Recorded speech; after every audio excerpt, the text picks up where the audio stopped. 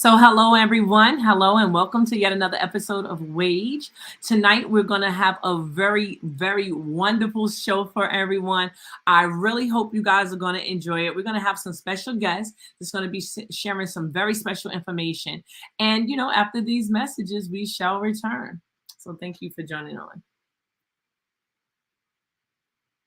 10, 9, 8, 7, 6, 5, 4, 3, 2, 1.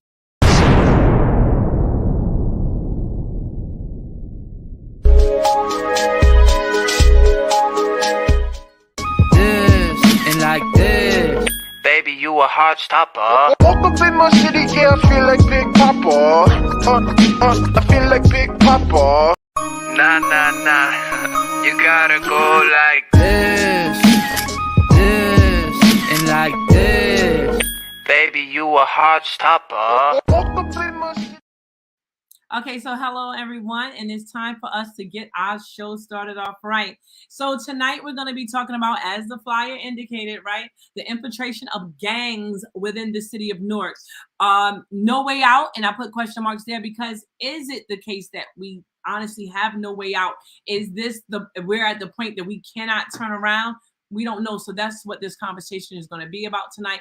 We're going to be having someone on the show who's actually in a gang, someone who can give us some information on whether or not there is a way out or not. But first, we're going to start by talking about the picture that was on the flyer, right? So if you notice, it wasn't any men at all. It was women. So W.A.G.E, women advocating for gender equality. We're talking about women that are also in gangs because for whatever reason, it seems like that's something that kind of gets glossed over and not even really talked about at all. So tonight we're going to be talking about it. But first, we're going to begin a segue into something that has started a controversy, if you will, and a great debate. And this great debate is pertaining to the new movie that is out, Woman King? I want to say Woman King.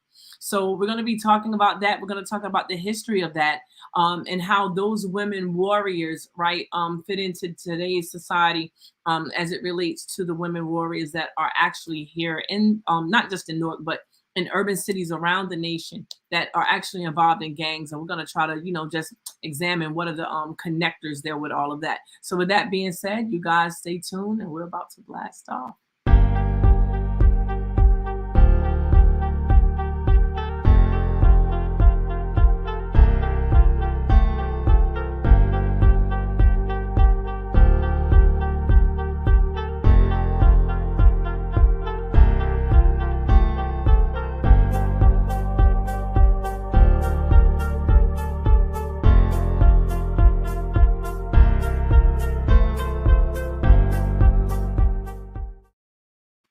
Okay, so hello and welcome back. So I want to start off with my first co-host, right? I have two tonight. So my first co-host I want to bring to the stream is none other than Ra Khan. Ra Khan, welcome back. Hey, how you doing, sis? How you feeling tonight? Thank you for having me again on here.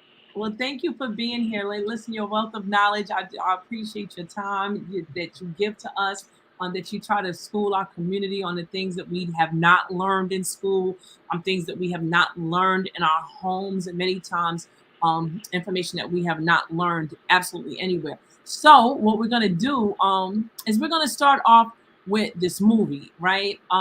Woman King. There's a lot of controversy around it, and basically it's about the Dahomey tribe. What can you tell us about the Dahomey, if anything, in terms of historical reference? And how do you think? What do you think? With that part leading into with women being warriors. And again, this was based loosely on facts, so the movie did say that much. But what can you add to our understanding of this situation? Well, the Dahomey's supposed to have been a mighty empire out of West Africa, I believe. Mm-hmm. Predominantly female military. That also the empire had a dark past, just like a lot of other empires too. The Dahomey fought against, I believe it was Portugal, either Portugal or Spain, during the transatlantic slave trade era, and they fought fiercely, and I believe that they fought was able to push Portugal, I think, or Spain out of that area. Um, they was involved in the slave trade too. I think that's where the controversy is at right now, as far as certain people that has a problem with the history of the Dahomey. Mm. The thing is that it's bigger than just the slave trade. You know what I'm saying? When you look at this predominantly female military, we got to look at the origins of the warrior class in Africa. Now, we could go back to the beginning of time. Now, this is a fact. This is a biological fact Right. that black women predates men. Okay, in Africa, they predate black men. The oldest fossil was Lucy, and that was in Ethiopia. That was the oldest fossil they found. Okay, Right. when they found this fossil of this human being, which was female, she was already clothed when they found this fossil. So she was not the first that was in Africa. She was the oldest fossil they found, but she was not the first human being in Africa. Right. So that shows you that, to make my case in point, that women predates men. Black women predates the black man, or the African woman predates the African man. So if she predates him, then she has to be the foundation of the earlier civilizations. And when we go into the warrior class, I'm just saying, if she predates man, then we would say that, I would just say, conclude that she had to be the first warrior. She had to be the first hunter. She had to be the first provider. Because if you look at the lion pride, a lot of warriors like to be in the spirit of the lion. You know what I'm saying? Because it's an apex predator. You know what I'm saying? But also a protector of the pride. But we also have to examine the hunters of the lion pride is the female lion, is the lioness. She is the hunter.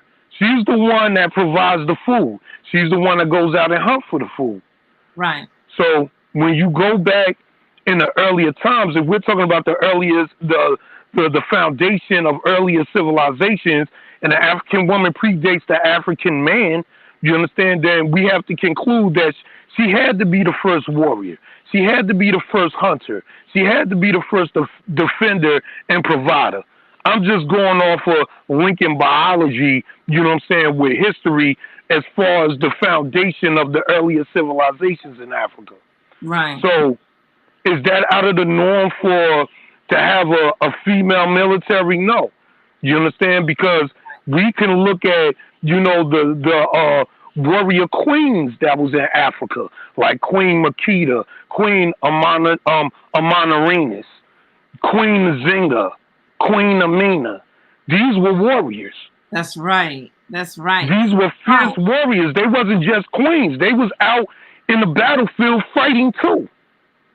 Absolutely. Rod, what do you say to the overwhelming population of men who are now coming out and just saying, a woman's place is at home, and maybe they don't know this history about women and being warriors, and what would you encourage men to think or feel in terms of just extending maybe more respect to women in their history? Well, you're not going to understand the woman if you're not researching and trying to learn the history of who we are. Right. A lot of us has been indoctrinated into this westernized culture. You understand what I'm saying? So a lot of us don't know the vast history of who we are, who our mothers are. Right. You understand what I'm saying? So this is where we fall short at, because we've been indoctrinated into Americanism. You know what I'm saying? Indoctrinated into this westernized culture where they limit the female's role in society, where you're like, okay, you should be in the kitchen. You should be doing women things. But originally, We come from matrilineal cultures. We come from matriarchal cultures. Right.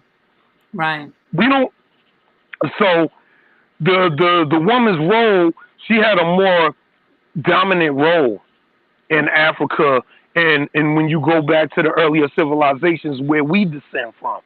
Right. You understand? So what I can say to that is, man, yo, you need to learn about our history. You got to go back to the origins, so you can have an understanding why there's movies like, Woman King, where you see, what I'm saying, predominantly female military. Go back to the origins. Right. But Absolutely. you have to understand, you have to go back to the fact that black woman predates black man. That's just, it's facts. That's a fact. They can't even find the origin of the African woman on this planet. You can't even find her origins here. The oldest fossil they found was Lucy, but she's not the origin. Right. You understand what I'm saying? So, because we have a lack of knowledge of self, we have a misunderstanding of one another. So until we start to really learn who we once was, we could get back to that. And we'll have a more profound understanding of one another. Not through being indoctrinated through this colonizer that have colonized you and gave you this mindset. Right. You have been socially engineered to play a certain position. She's been socially engineered to play a certain position. Right. But that is not us in our true essence from where we descend from. And what we once was, going back to Africa and the matrilineal cultures, that we derive from. Right. Absolutely. Listen, thank you so much for that, Ra. And just speaking about these queens, we're going to bring one to the screen right now. And I do appreciate you for, talking to us also about just the matriarchy. And hopefully, welcome, Miss Aya. Hi. We hope that you can come in and kind of bring us forward with the patriarchy side of things. So what do you think? What's your take? As far as patriarchy goes, I am, from my understanding and my research, I believe that patriarchy is more Eurocentric based as opposed to I guess more of the indigenous people. I think it's more Eurocentric based. And Right. as far as patriarchy in America, that's an institution that's less than 200 years old. And really, the patriarchy that people refer to is the American patriarchy that took place during the Industrial Revolution. A lot of the concepts that people speak of, they're irrelevant when you think of communal societies, when you think of hunter-gatherer societies. It doesn't even jibe with that, because the system that we have in place today is very unique and is specific to, like I said, the Industrial Revolution, meaning there was no time in American history where indigenous Black women sat home and, ate bonbons where their husbands went to work. Right. A lot of times we had farmlands. A lot of times there would be hunting seasons, but the whole family would go. It was like they would, there was a movie, I can't remember the name of it. I think it was Gentlemen Prefer Blondes. I'm not sure, but there was a movie that came out back in the day with Marilyn Monroe, and it was showing, during the summertime, the native populations would go down south. I'm sorry, they would, in the wintertime, they would go down south where it was warmer. So we weren't even in, like in this country, we weren't even in one place at, the entire year. So you have to take all that into consideration. As far as duties and roles, it wasn't the way that we were taught. And even when you look in different religions, it's not even taught that way. The whole, this is your job as a woman, or you're limited to this, because you can find there were women scholars in ancient texts. There were women who were warriors. There were women who were leaders. And in fact, it's so ironic. I was talking to someone years ago, and I said, it's funny. I said, in Asian, Middle Eastern, and African countries, they've all had, and even European countries, they've all had women leaders of their country, and America still hasn't. Wow. So that's Yeah. we They've want to all had like women presidents and prime ministers and all that, queens, and America still hasn't. Interesting. Listen, Mhm. how do we come from such a rich, rich history as women? And either of you can take this question to a point that we have so many chauvinistic viewpoints from men. I don't understand it. And to tell you the truth, as I've been recently really confronted with it, surprisingly, I'm flabbergasted by it. Like how that and men are dead serious, dead ass. Like, basically women are I'm talking about 2022. Women Right. should be subservient. They should be soft. They should be like, who are you to say what every woman should be? And I'm like, kind of just, I don't know. Like, how do we get from a point to where, I know at one point they even thought of women to be God because they gave birth and created. Right. So I like, how do you think that we may have gotten here to where in society men are so against, it seems, women really, stepping into their own, just doing their own thing if they so should decide to?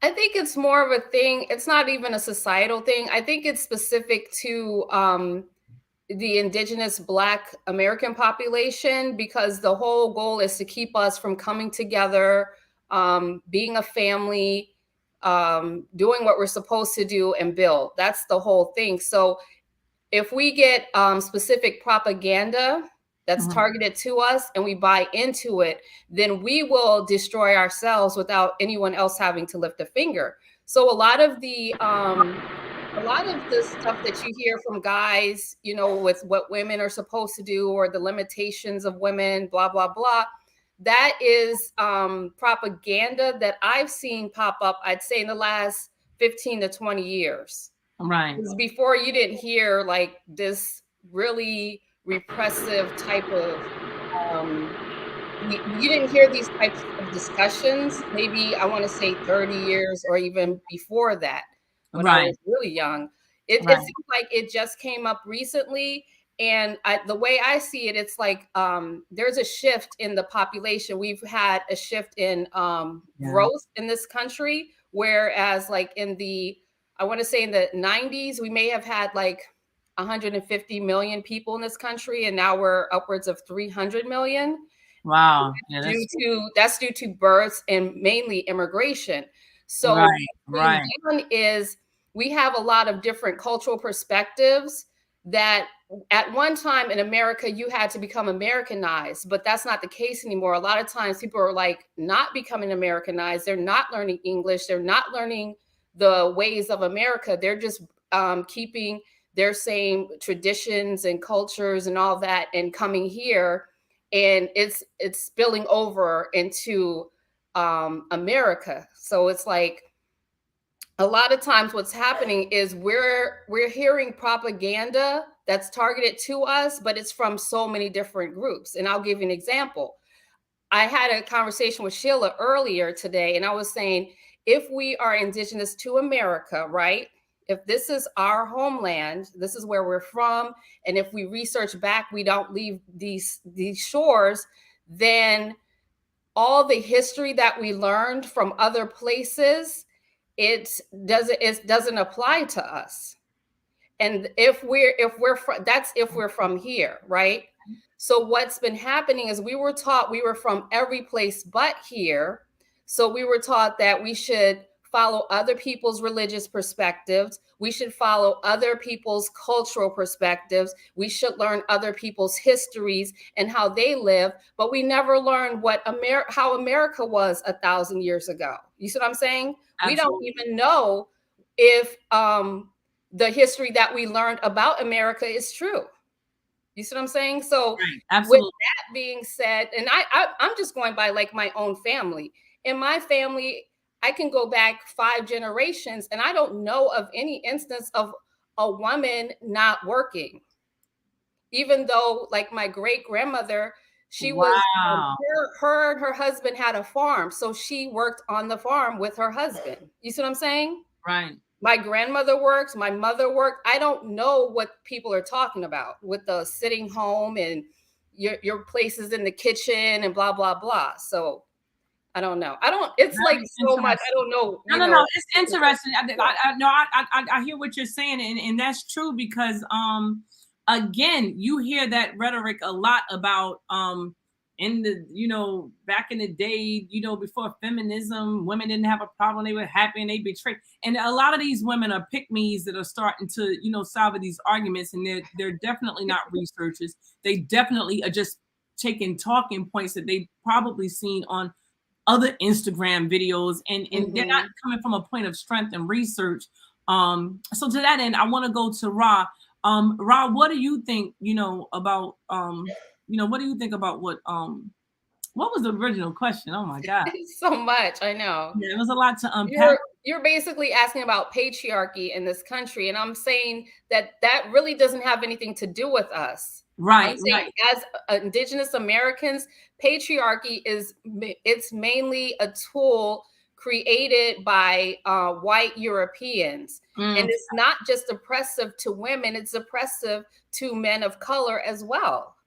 Because the submission is not just for women, it's for men to submit as well. What do you mean? That's a part of patriarchy. Because patriarchy, okay. Oh, I got you. Okay. I got you. Patriarchy is what's ruling the country. And that's why I said earlier that the same foot that's on the neck of other men, those same men put their feet on the neck of us as women. Right. I totally get it. But Ron, I'm going to let you extend on that a little bit. What do you think? Right, hold on. Hello, you hear me? We can hear you. Okay. As far as I agree with Ayo when she was saying that. You know what I'm saying? That whole patriarchal, mindset, the ideology came from white colonizers, white men. You know what I'm saying? And it's not just predicated on just dominating women. It's also predicated on dominating men of color as well. Because when we was in slavery, they wasn't just raping the women, they were raping the men too, to emasculate them, to feminize the men. So the patriarch, that ideology do come from white men. You know what I'm saying? I think that it derives from insecurity. You know what I'm saying? Because if you feel like you're equal to men around the world, then there's no use. You wouldn't have this need to dominate them. You know what I'm saying? And I feel like the ideology was put in place to dominate during the conquest. You know what I'm saying? Of the Europeans dominating the world and trying to conquer the world. You know what I'm saying? To put everybody under submission. And I don't think that it was just, narrowed down to, women, but like I said, like she said, men of color as well. Right. I think that, like I said, these are, a westernized ideology. It don't come from indigenous people. And because we don't know the history of our origins, we don't really know the history, because a lot of history has been erased as far as the foundation of our history. We don't really know, you know what I'm saying? And as far as the patriarch, I think that men and women was considered equal in our cultures. You had warriors, those who was fit to be a warrior. I don't think that it was gender based. I don't think that it was just for men. I think it was for men and women too, who was, it was who was the fittest would be the ones that would be a warrior or a hunter, a provider. Because if you go back to the origins, the Aboriginal woman or the African woman or whatever, but I'm going to say Aboriginal. The Aboriginal woman predates the Aboriginal man. This is biological fact. Okay?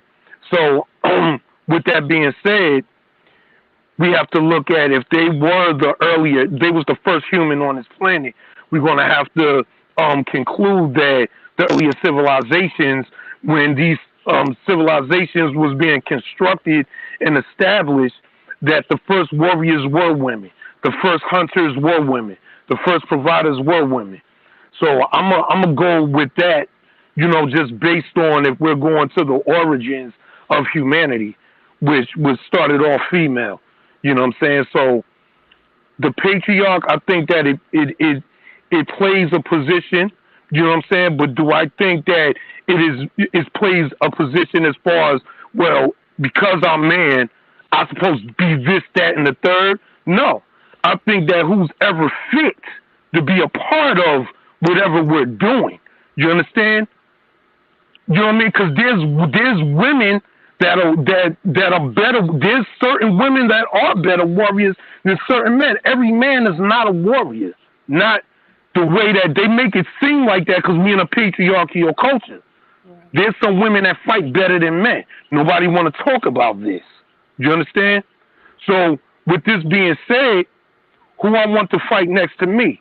I want the better warrior to fight next to me, regardless if a man or a woman. You understand? So I don't think that, because I'm a man, that it should just be men in the military or in the warrior class. You know what I'm saying? When you look at this movie, I think that it's giving you a vast history, you know what I'm saying, of female warriors. Like I said earlier in the podcast, if you're going to talk about the great warrior kings, you got to talk about the great warrior queens too. You know what I'm saying? Queen Nandi, she raised Shaka Zulu into a warrior, right? Queen Nandi, Queen Amanirenas, Queen Amanirenas, she defeated the Roman Empire when they tried to invade Kush. Queen Makeda, she's was a queen of the Kushite Empire. Queen Amina. So if you're going to talk about the warrior kings, you got to talk about the warrior queens too.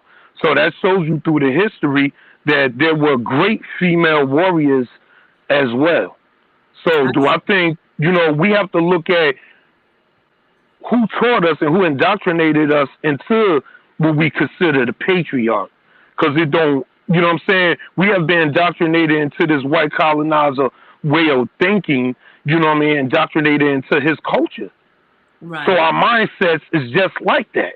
We're like his mini-me's to a certain degree. We don't want to look at that. Right. You understand what I'm saying? But we have been socially engineered to be like him to a certain degree.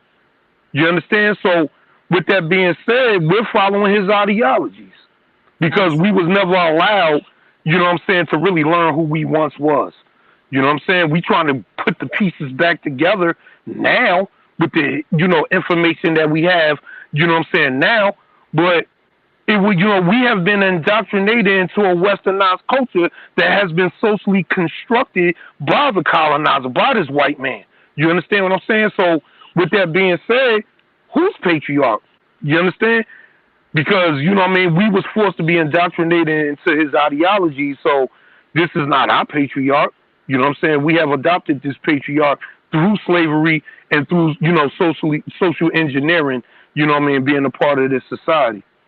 And when you talk about social engineering, right, and we're talking about, right, relating to this movie, who's in charge of the movie? Who's in charge of how the story gets told? Who's in charge of the actors and actresses that are playing the lead roles in this story, right?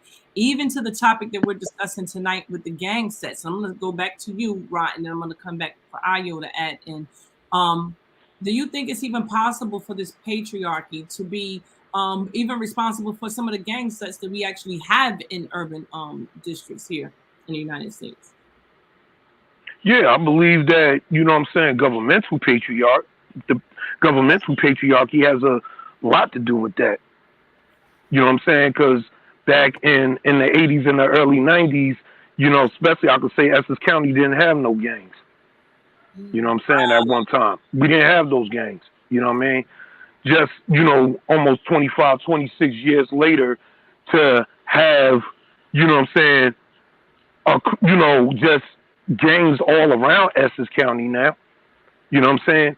Now, if you look at LA, they got generations of gangs, You know what I mean? So you can understand when they say they grew up in gang culture, because these gangs go all the way back to like the 60s. You know what I'm saying?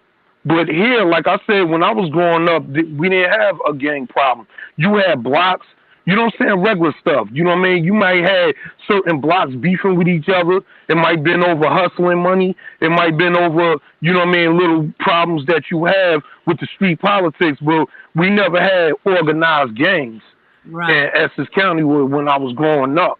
You know what I'm saying? So you have to look at certain areas. Like I said, you know, a couple of podcasts ago, you got a lot of like young guys that's gang members, and they can't even tell you who started their set.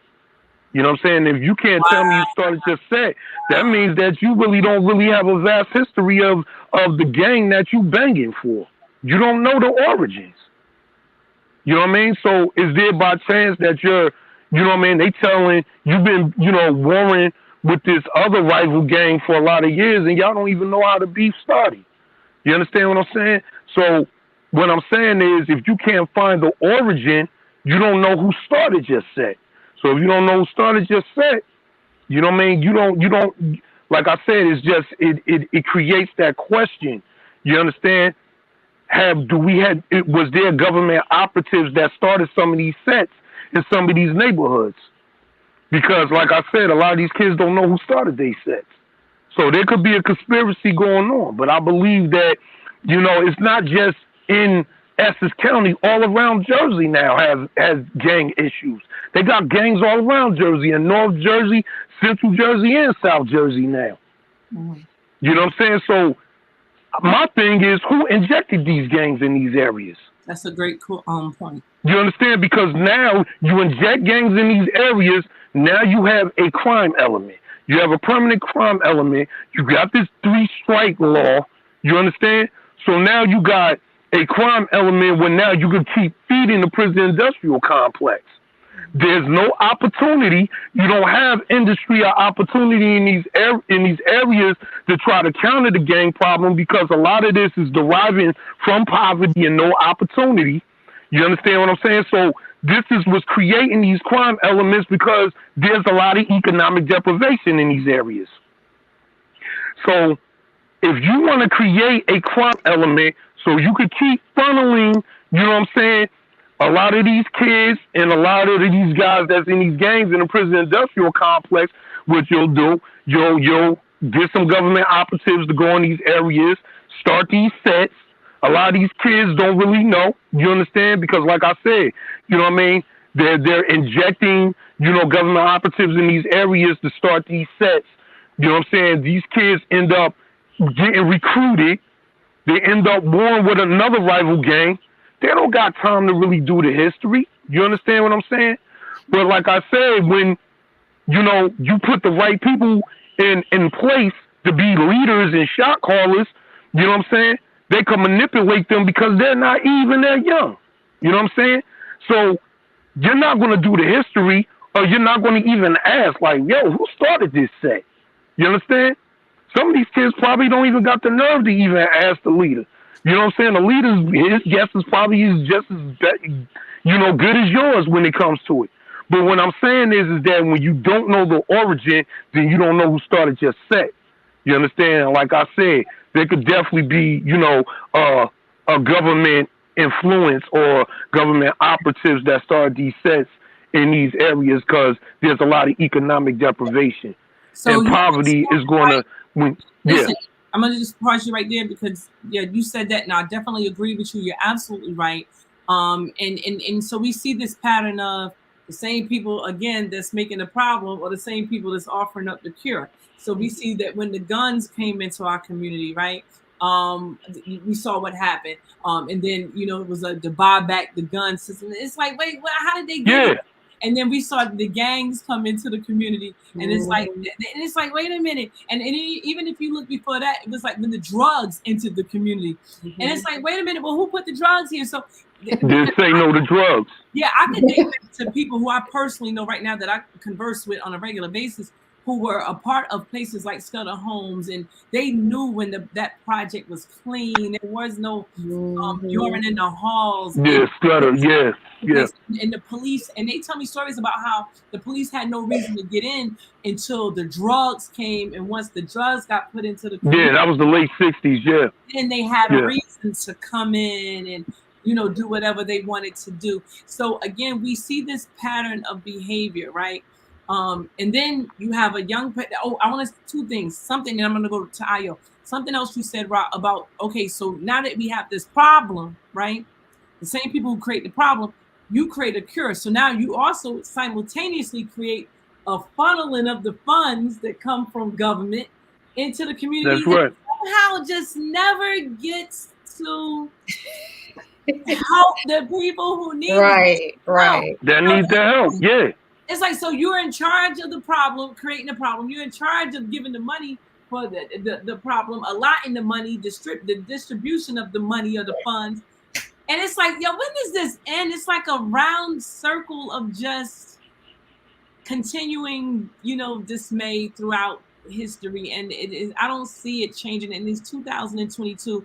And it's just really sad, that no one's changing. And the only thing is changing is an ever growing trend of censorship. That's what I see in terms of the difference. So Ayo, I don't know what you think about that history that Brother Ra really laid it on us right there. Yeah, that was a lot, and I agree with most of what almost everything that he said. I just wanted to touch on a few points.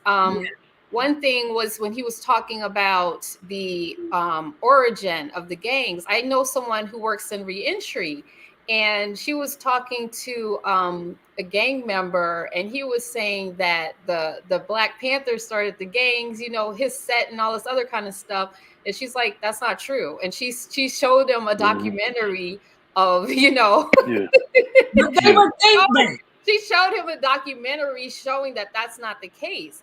And it goes back to what Ross said with the government operatives, because what happens a lot of times is like we're getting hit from so many different angles, at the same time that we don't see, where stuff is coming from, because it's all coming at once. So as far as like the gangs in New Jersey, like Rob was saying, we didn't have a gang problem in the 80s and 90s. You know what I'm saying? Right. That's right. Is a new thing. One of the things they did is within prisons, what they'll do is they'll transfer someone like from California, a California maximum security prison, to New Jersey. You see what I'm saying? Right. And then he could be one of the ones that starts the gang culture in this area. Another thing that's happening is we're part of the tri-state area, which includes New York and Connecticut as well. And what's happening is New Jersey and New York, I know for sure, are sanctuary states. So we'll get undocumented immigrants that come here, and they could be a part of MS-13. You see what I'm saying? That's right. They're bringing that gang culture here, which is their gang culture is worse than anything that we have in America. Yeah, it's very brutal. Their stuff is brutal. Yeah. So we have that injected here because we're a sanctuary state and a sanctuary city. So that's another way that the government, like Rob was saying, is using agents and operatives to introduce gang culture in different areas. Because like he said, it has been in California for a really long time, since like the 60s and 70s. Like we all know that. But it's across, like you can come across the country from all the way from California to Jersey, and it's like every place you go through, it's in that area. It has gang activity. In Texas. And it was the same thing down there. Like they couldn't get a foothold in New Orleans, and they still can't for whatever reason. They don't play that there. But in Texas, there are lots of gangs down there, and they came from California. Yeah. Wow. So So I think it is the government. Yeah.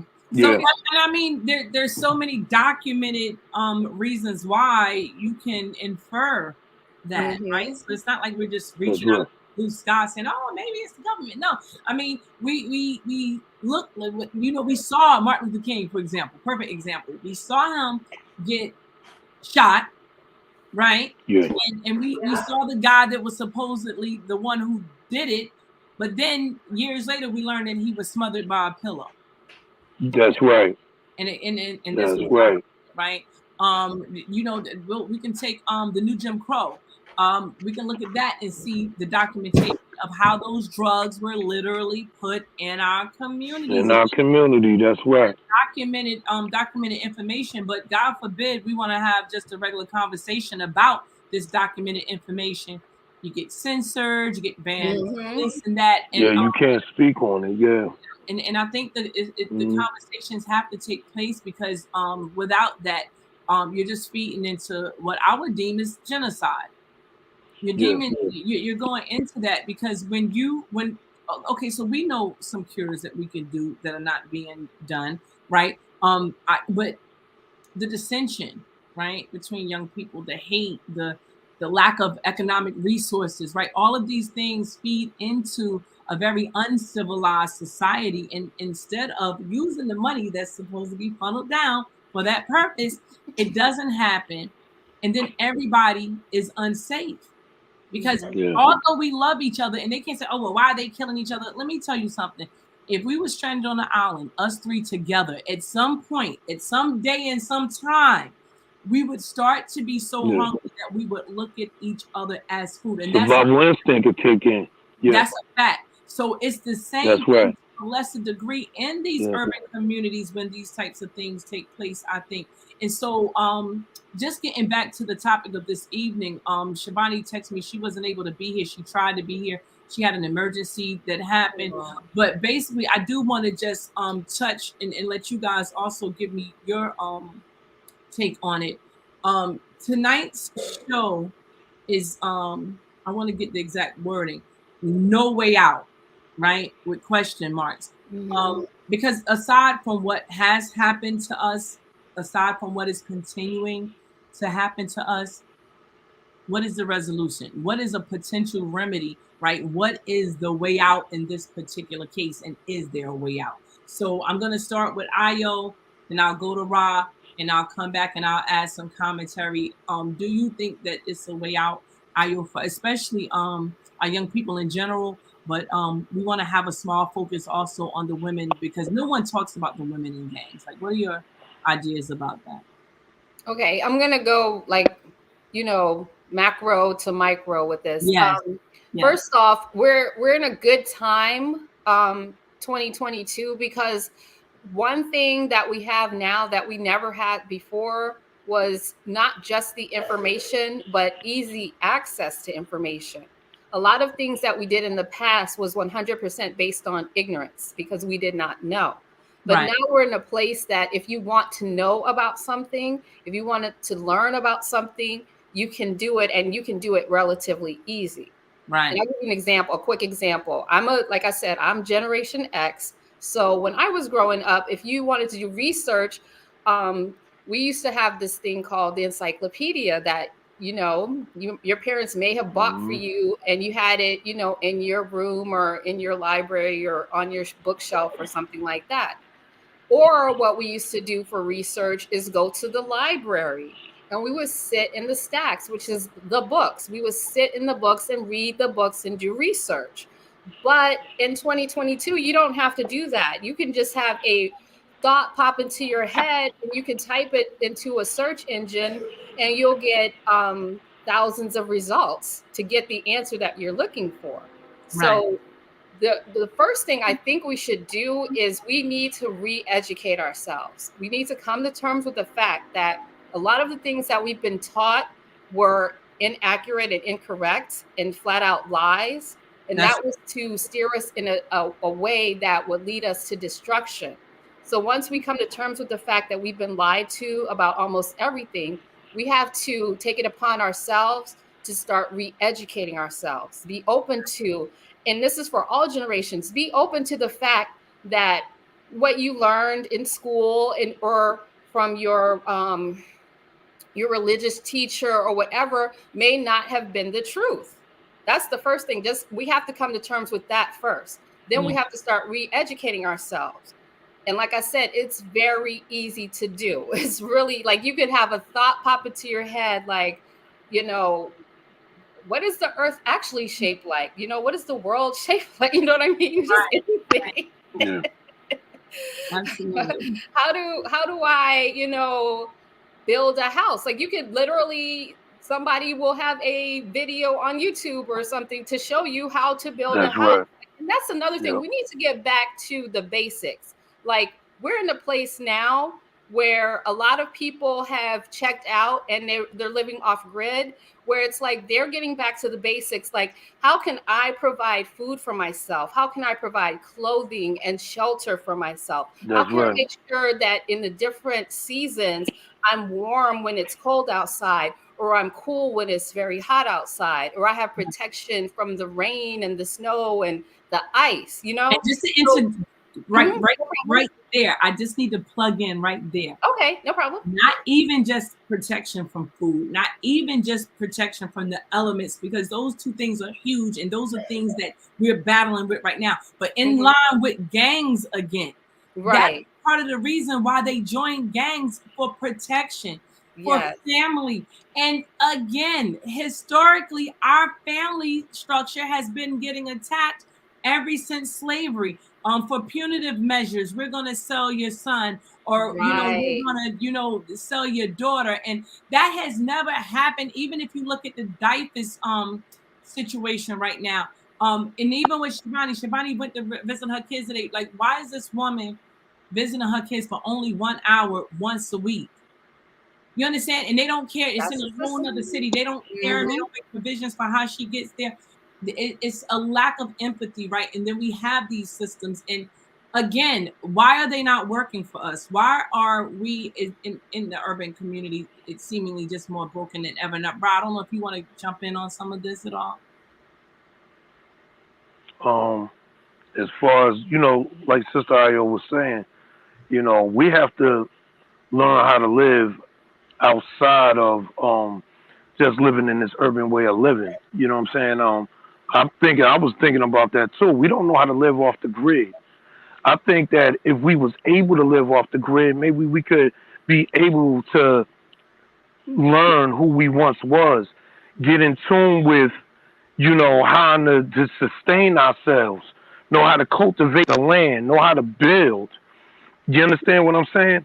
But the problem is that when you're dealing with the dominant society, you see that the ones that the carpenters, the masons, the ones that know how to build stuff, the ones that know how to create, build cities, know how to have things up and running, build towns. They snatch them up. You know what I'm saying? So this is why they took these skilled trades out of our schools. You know what I'm saying? Carpentry, electrician, plumbing, because they didn't want us to be able to be self-sufficient, where we could be like, you know what? Y'all can't stand us. Y'all hate us. We're going to go over here. Leave us alone, because they didn't want to see another Tulsa. You understand? They know if our kids don't have these skills, you understand, then they know the next generation is not going to be self-sufficient to be able to build something from scratch. But see, that's why I'm sorry. Sorry. Yeah, go ahead. At the clock, and I'm like, we got 10 more minutes. Let me get in some of her thoughts, because she was able to share with me. This is what we was telling her last week when me and Ayo was talking to her. The young people seem to feel, and when I say young, she's about 30 plus. So, that's young. That's still our youth. And what she was basically saying was, how is her fault? And I find fault in that a lot of our youth think that these decisions that they have made has actually been their fault. But in actuality, they just have not had the opportunities before them. They just have not been raised in a way. They have just, like, literally, she told us about mom and dad that were on drugs. And again, is that prior generation? Those drugs were put here by design. Yeah, they grandparents era. Yeah. They didn't put the drugs here like, well, what do you think might happen? No, they already had an idea of exactly what they were doing and rise. That's just right. saying making us what did you just said it best, not in the making us like dependent on Right.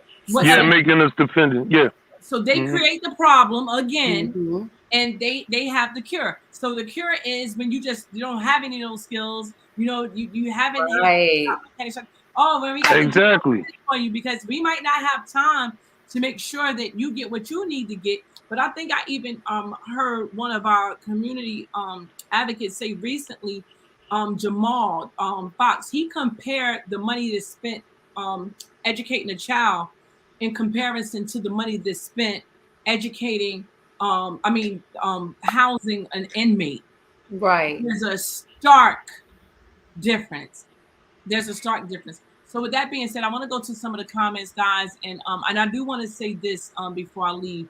Shivani did share with us, and hopefully she'll come on another time to elaborate on it. But she did say that there is a way out of gang life. Yeah, she did. She said that if you just take the time to start making time for your family, to start living a life that's just totally different, that they're not going to bother you. No one's going to bother you. That eventually, if you start living a little different life and doing something different, no one's going to bother you. So that may be debatable. I don't know. But I have always, as now, always been inviting people to be on the show because she wanted to elaborate more, but just in the essence of time, because it's currently about 8:52. She wanted us to know that for young people, you can get out of the gangs, but there needs to be conversation, right? That needs to be something that's talked about. It doesn't matter where we are. We don't have to stay there. We can always move forward, and as long as we have hope, that hope is possible. Clear Streams says, so I'm going to put this comment up, it's rather long. That is also our finding.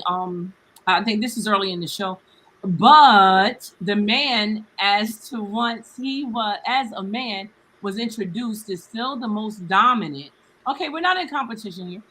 The lion comparison is exactly on point, but he failed to mention is while she, as the female, does the domestic things. Oh, wow. The male is always on security for protection, so her role is not more important than the male. Okay, we got 5 minutes, guys. It's really 7. Anybody want to take this? Well, first of all, you have lions sometime now leave the pride for a couple of days. So, with that being said, if there's another lion that's not a part of that pride that try to invade that pride, the lioness will form together and fight that lion off until the lion of their pride return. So when you know what I'm saying, sometimes the lion is not there to be the security. So the lioness of that pride has to be the security to protect the pride and definitely protect the cubs. So that is not totally true.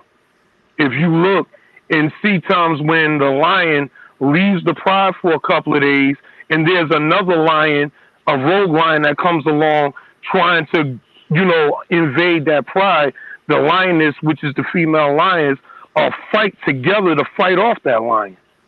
You can look at that, or you can Google that, or look at it on YouTube to see what I'm talking about for your own, clarity. Yeah. I just have a small issue, and I don't know if it's small yet. I'm trying to assess with, I'm reading the comment and I see so much chauvinism there. And it's just a reminder of how prejudiced we are. Like, and I'm going to go straight to this is the problem that says, the man was introduced, I'm going to that part, is still the most dominant. I have a problem that we're comparing. I'm like, I'll get a minute in to say something. I'm going to put some more comments. Why do you feel like you have to dominate the woman? That's what I'm saying. Yeah, why you understand? We got to understand. Like, in competition, I'm the most dominant. Exactly, and I don't do that. That's my. We are the most. I don't do that gender. I'm more dominant. I don't do the gender warring. I don't do that. That ain't my thing. You know what I'm saying? And this is the exact rhetoric that I'm talking about, that is so normal. Like, who made men feel that women were their competition? I'm not understanding, and I think we're going to need to do a separate show on that. You got 60 seconds to comment. Yeah, it really easily. All I have to say about this is I've seen this time and time again, And what I don't do is compare human beings to animals, because human beings are sentient beings. We have consciences, we have morals. We're different from animals, so I don't go with the animal comparison. Yeah. Wow. Good So I think Leos would beg to differ. because I can go to the animal kingdom and find different animals. And even what he was talking about with the female, like the other thing is he compared man, he capitalized man, and then he said female. And a female can be anything. A female can be a plug. A female can be what I want to say, like a nut. You know how there's nuts and bolts and screws. There could be that could be a female. Anything that accepts is a female. So Right. it could be an animal. It could be a human being. He didn't specify. That's number one. Right. Number two, he capitalized man, and then he put female in lowercase. And then he was talking about the lions, the lioness. He was talking about, doing the domestic duties. The lioness is a hunter. The lioness She is. So what? She is the hunter. What makes her the provider? Example to use. Exactly. That's she is the hunter. That's what makes her the She is the hunter, and what makes her the provider.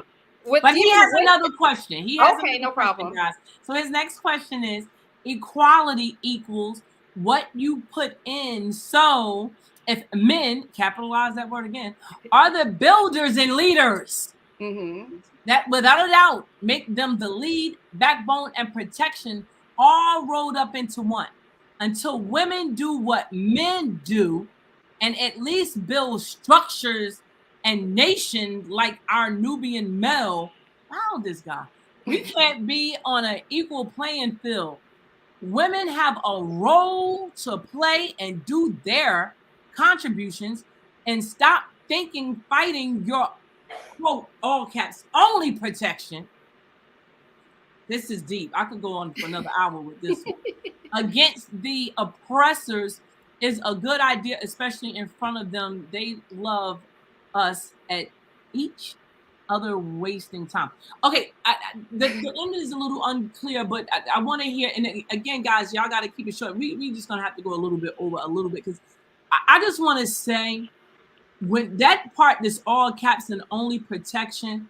Let me be the first to say, I know a lot of women who do not feel protected in this city, and I'm one of them. Okay, I have been attacked by men. I don't care if they feel like they're in politics. That doesn't give a man a right to go against a woman in a physical way. But then when it's time to have verbal sparring, like debates, they don't want to do it. They shy away. You understand what I'm saying? So when you're talking about our only protection, I can't understand that. And if you want to elaborate, feel free. But since you haven't yet, I'm gonna let my co-host elaborate on that. Now, we'll start with you at this time and go to Rob. And you guys take 60 seconds, because we got another comment, and then I think that's the last. Okay, that's good. Let me see. Okay, Sheila and I talked about this earlier. As far as like the builders and leaders, we don't have a good understanding of our history. And what we do know is, like I said, it's basically from the industrial age, right? So women were barred from doing a lot of things. There could have been a lot of women who were capable, like Ra was saying earlier, of building, of, being warrior princesses or warrior queens, but they were barred from doing that. So we don't know our history past a certain point. So that's problematic to make statements like that. As far as our only protection, that's not true. For the most part, women don't have any. I'll say indigenous Black women, American women, do not have protection in the society for the most part. So we have to depend on, a supreme or higher being for protection a lot of times. So as far as men being our only protection, that's like not the case for a lot of us. I'll put it that way. Yeah, the city is known for having women advocates, to be honest. Right. I mean, so Manera is our protection. Right. So I don't know what he's trying to say. And as far as like our role, that again, it's like women don't have like a narrow defined role. We have, like I said, if you have a brain, if you have functioning body parts, you can, there is your possibilities are endless on what you can do to contribute to making society a better place, on what you can do to create to make society better. Like Ra was talking about earlier, it's all about creation. Right. And if you have a mind, you have the possibility of creating wonderful things. But in our society, we have been barred, for the most part, from not only creating things, but getting our creations out for people to benefit, you know, from our creations. So, Right, right. I like, just think that there could be a space where there's a mutual respect.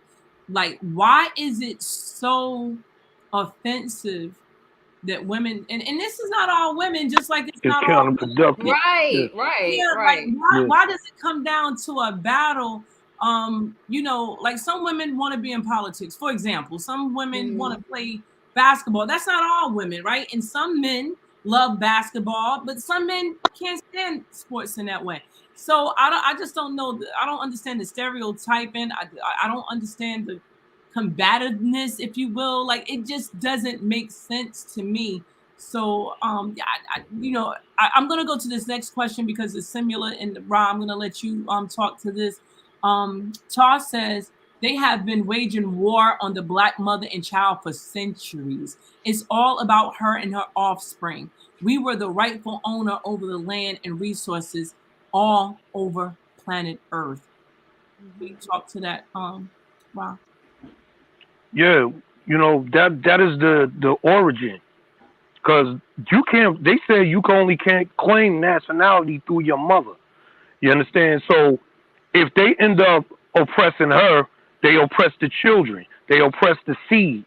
If they end up, that's why when I was saying at the beginning of the podcast, the first warriors had to be the women because they was the ones. They predates man. So you know what I mean? The first warrior class had to be women. So if they were the first warrior class, you understand, then they raising the child the formative years, then they had to show these kids, you know what I'm saying, and raise them to be warriors. Like I said, Shaka Zulu was raised by his mother, Queen Nandi. She raised him into being the fierce warrior he was. Okay? So when you talk of, yes, they are waging war on the black mother and child. That is really the primary target. You know what I'm saying? So they attack the woman the most because she's the one that holds the child. She's the one that's giving the child the nourishment while the child is in her stomach for those 9 months. Even her experience, you know what I'm saying, can help shape that child's personality, you know, determine on what she's doing during those 9 months. That can help shape that child's personality. You know what I'm saying? You know, whatever she's learning or whatever she's doing at that time can help structure that baby while the baby is in that the mother's womb. So yes, they're attacking the mother because she's the one that holds the child. You understand? So you know what I mean? A nation is how they put it. A nation, it can only rise as high as the woman who births it. You know what I mean? So the woman, you know what I'm saying, she is the top food, you know, she's the top of the hierarchy. You understand? If you're able to, you know, get the woman and hold her captive and oppress her mentally and consciously, you could be able to oppress the child too.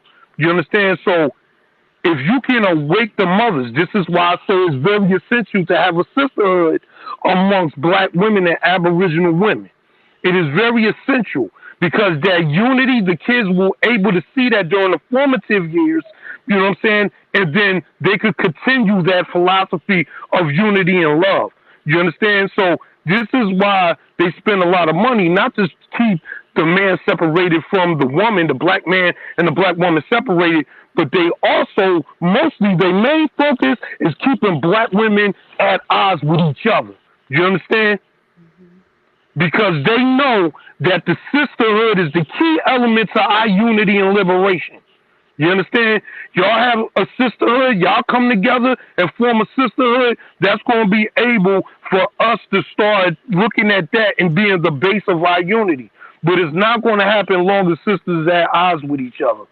You understand? But yes, they attack the black mother and the child because they know that is the foundation of the family. You understand? And if you understand the whole the holy trinity of Asar, Set, and Haru, a lot of people don't understand the original holy trinity is Asar, no, is Aset and Haru. Haru grows up to be Asar, but it starts off, with her with the child, and that child growing up, and him finding a companion, you know what I'm saying, and having a family. You understand? So they're going to attack the woman and child first because they're trying to attack the one that holds the seed, and they're going to attack the seed because that's going to be the future. You know what I'm saying? If you can oppress them and you can be able to hold them captive, then there's not going to be no future. You understand? Because what they're doing is they're cutting us off by the legs. You know what I'm saying? But if, like I said, if you form a sisterhood, you know what I'm saying, that can be the key element to our unity and liberation as a people. You know what I'm saying? Agreed. So with that being said, guys, thank you so much for joining the conversation this evening. It's currently 9:07. And I think those are really powerful. Thank you for having me. Yeah. And listen, until next time we come together, everybody, thank you for joining Share the Lives. It's live. And any questions and comments that you have further, plug them into the comment section and we'll be more than happy to oblige you guys. And until next time, wage love. Good night.